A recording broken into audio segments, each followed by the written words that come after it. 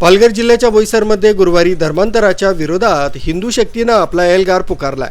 गेल्या अनेक वर्षांपासून विविध प्रलोभनं किंवा कारणांमुळे आपल्या मूळ धर्मापासून दुरावलेल्या 100हून अधिक आदिवासी कुटुंबांनी पुन्हा एकदा गर्वानं सनातन हिंदू धर्माची कास धरली। अवधनगर येथील टीमा हॉल मैदानात हा ऐतिहासिक घर वापसी सोहळा उत्साहात पार पडला। या भव्य कार्यक्रमाचे आयोजन विश्व हिंदू परिषद आणि बजरंग दलाच्या वतीनं करण्यात आलं होतं।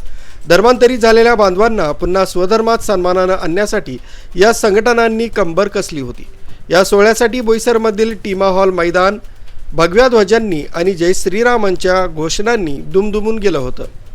कार्यक्रमाची सुरुवात वेदोक्त मंत्रोच्चारात आणि हिंदू परंपरेनुसार विधिवत पूजन करण्यात आली। यावेळी उपस्थित असलेल्या शेकडो आदिवासी बांधवांनी हिंदू धर्माच्या परंपरांचं पालन करण्याचा आणि आपल्या संस्कृतीशी जोडून राहण्याचा संकल्प केला।